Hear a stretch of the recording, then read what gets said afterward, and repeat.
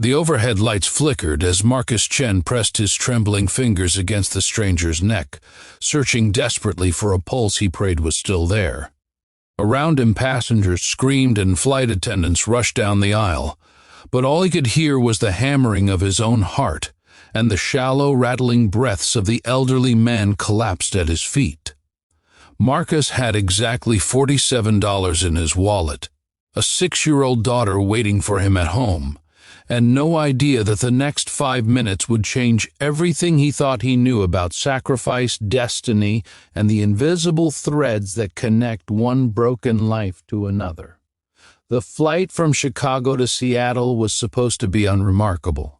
Marcus had scraped together every penny for months to afford the ticket, traveling to a job interview that represented his last real hope of pulling himself and his daughter Emma out of the quicksand of poverty that had swallowed them since his wife died 3 years ago. He'd been sitting in seat 23C, his worn jacket folded carefully on his lap, rehearsing answers to interview questions in his mind when the commotion started 6 rows ahead. An older gentleman, impeccably dressed in what Marcus recognized as an expensive suit even from a distance, had suddenly clutched his chest and crumpled into the aisle like a puppet with cut strings. If you believe in the power of kindness, in second chances, and in stories that remind us what truly matters in this world, please take a moment to like this video, leave a comment sharing your thoughts, and subscribe to our channel. Your support helps us bring more inspiring stories to light. Marcus didn't think. His body moved before his mind could catalog all the reasons why getting involved was a terrible idea, why he should stay in his seat and let the professionals handle it, why a man with nothing couldn't possibly help someone who clearly had everything. But years ago, before Emma was born, before medical, bills and funeral costs had devastated him financially. Marcus had been training to become a paramedic. He never finished the program because life had other plans, but the knowledge remained dormant and waiting for exactly this moment. He pushed through the gathering crowd and dropped to his knees beside the unconscious man. The stranger's face was ashen, lips turning blue, and Marcus recognized the signs of cardiac arrest immediately. A flight attendant hovered nearby, radio in hand, panic written across her features as she relayed information to the cockpit. Marcus asked if there was a defibrillator on board and was told it was being retrieved, but he knew that every second without oxygen was another second of brain damage, another moment closer to irreversible loss. So Marcus began chest compressions, his arms locked, his full weight pressing down in the rhythmic pattern he'd practiced on dummies a lifetime ago. He counted in his head, steady and focused, blocking out everything except the task before him. 30 compressions, then he tilted the man's head back, pinched his nose, and delivered 2 rescue breaths. The intimacy of it struck him, how he was breathing his own life force into a complete stranger, how their existences had become intertwined in this desperate dance between death and survival. The man's expensive watch glinted under the cabin lights as Marcus continued compressions. He noticed details without meaning to, the monogrammed cufflinks, the calloused hands that suggested this was someone who'd worked his way up despite current appearances of wealth, the slight scar above one eyebrow that hinted at old stories and forgotten struggles. Marcus wondered if this stranger had people who loved him, a family waiting for him somewhere, children who would be devastated by a late-night phone call delivering the worst news imaginable. The thought of Emma, his beautiful 6-year-old with her mother's eyes and his stubborn determination, gave Marcus renewed strength. He pressed harder, counted louder in his mind, refused to let this life slip away. When the defibrillator finally arrived, Marcus's arms were screaming with exhaustion, his shirt soaked with sweat, but he didn't stop until the flight attendant had the pads ready.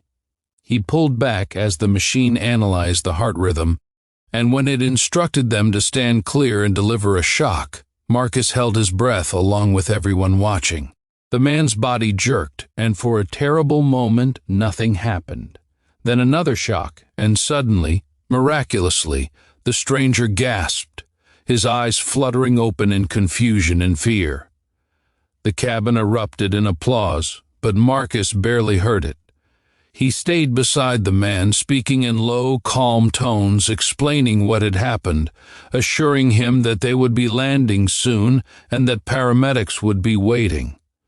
The stranger tried to speak, his lips forming words that wouldn't quite come, his hand reaching out to grasp Marcus's wrist with surprising strength.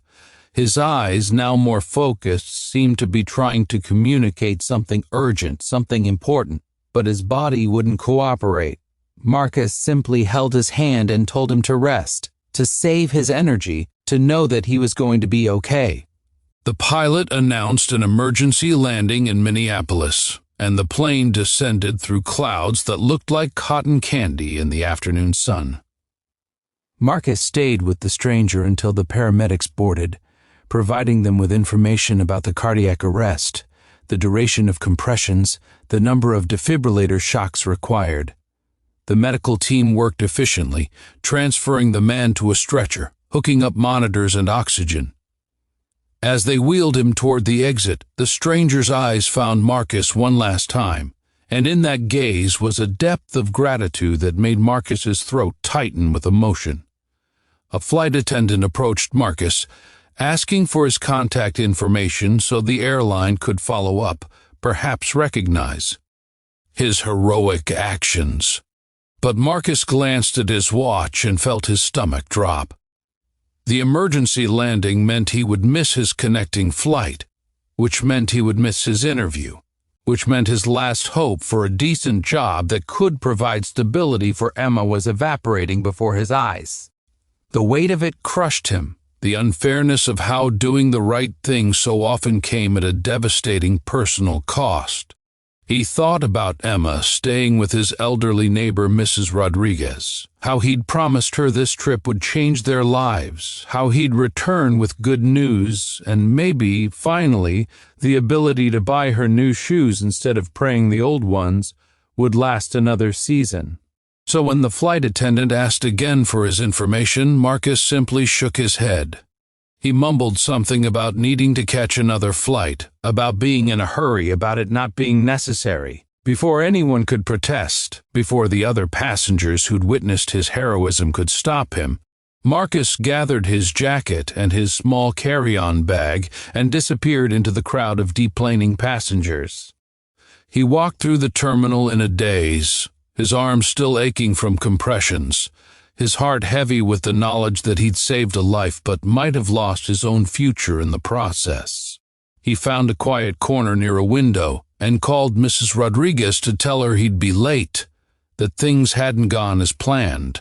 Then he called the company where he was supposed to interview, and the apologetic voice on the other end informed him that they'd already moved forward with other candidates, that they couldn't reschedule.